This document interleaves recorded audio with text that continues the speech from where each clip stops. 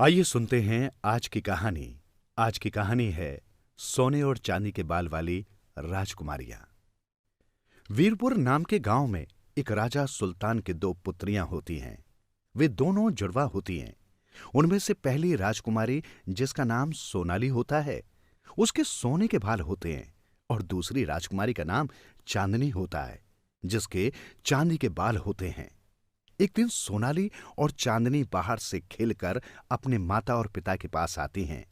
वहां आकर सोनाली कहती है, पिताजी, मैं कितनी खूबसूरत हूं, मेरे बाल कितने प्यारे हैं, और चांदनी के बाल देखो, एकदम सफेद सफेद, ये तो बुड्ढी दिखती है। चांदनी ये बात सुनकर निराश हो जाती है। सोनाली से उसके पिताजी कहते हैं, हां बेटा, तुम्हारे बाल बहुत प्यारे हैं, ये सोने के हैं ना। सोनाली कहती है, पिताजी, मुझे अपने बालों के लिए सोने की कंघी चाहिए। उसकी मां कहती है, हां हां बेटा, क्यों नहीं, मैं कल ही तुम्हारे लिए सोने की कंघी मंगवा दूंगी। तब चांदनी कहती है, मां, मुझे भी सोने की कंघी चाहिए। तो उसकी मां मना करते हुए कहती है, नहीं, तुम्हारे साधारण बालों के लिए महल की साधारण कंघियां ही ठीक हैं। चांदनी निराश होकर अपने कमरे में चली जाती है। अगले दिन जब सोनाली अपनी सोने की कंघी से अपने बाल कंघी करती है, तभी उसकी नजर कमरे की खिड़की पर पड़ती है। वो देखती है कि वहां गमले में सभी फूल मुरझा गए हैं और टूटकर गिर गए हैं। वो बहुत गुस्सा होती है और अपने माता पिता से जाकर माली की शिकायत करती है। उसके पिता माली को बुलाकर डांटते हैं। माली कहता है, महाराज, मुझसे गलती हो गई, ऐसा फिर कभी नहीं होगा। सोनाली कहती है, ये कोई गलती नहीं है, मेरे खिलाफ साजिश है पिताजी। मैं चाहती हूं आप इस माली को निकाल दीजिए। चांदनी कहती है, नहीं पिताजी, इतनी छोटी सी गलती के लिए ऐसे नहीं निकालना चाहिए। इतनी सी गलती के लिए इन्हें निकालना अन्याय कहलाएगा। पिताजी, आपको ऐसा नहीं करना चाहिए। राजा माली को माफ कर काम करने भेज देते हैं। फिर राजा के पास एक तार आता है, जिसे पढ़कर राजा कहते हैं, महारानी, मेरे प्रिय दोस्त महाराजा प्रताप का दौलतपुर से तार आया है। उन्होंने हमें सपरिवार अपने महल में आमंत्रित किया है। कल सुबह ही महारानी बहुत खुश होती है।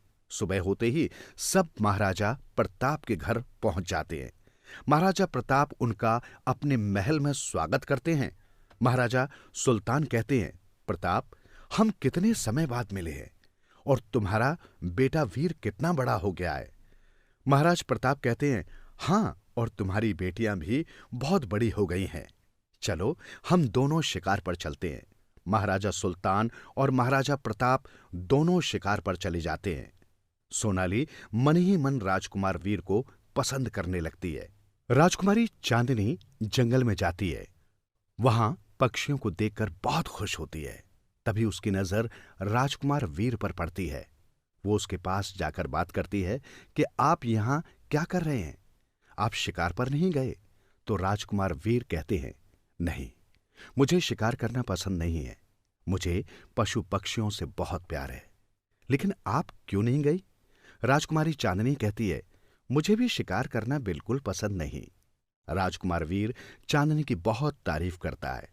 वो बहुत खुश होती है।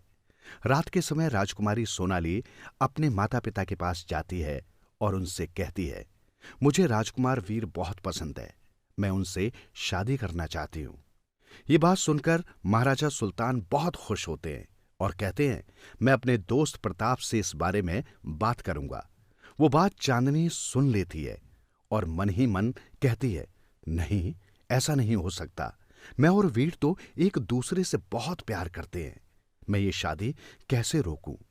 राजकुमार वीर और राजकुमारी सोनाली की शादी से एक दिन पहले रात में खिड़की के रास्ते से माली सोनाली के कमरे में जाता है और अपने अपमान का बदला लेने के लिए उसके बाल काटकर गंजी कर देता है।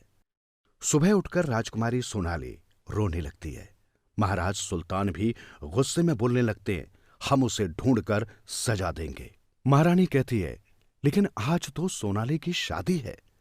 तब वहां चांदनी आ जाती है और कहती है कि तुम कुछ दिन के लिए मेरे बाल ले लो। सोनाली मान जाती है।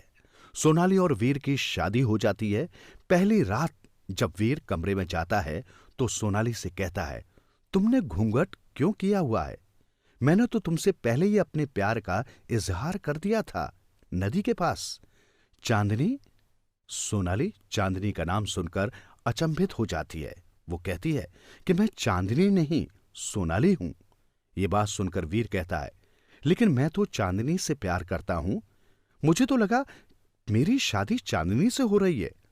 सोनाली को बहुत पछतावा होता है। वो वीर और चांदनी से माफी मांगती है। फिर अपने माता पिता को सारी बात बताकर वीर और चांदनी की शादी करवा देती है।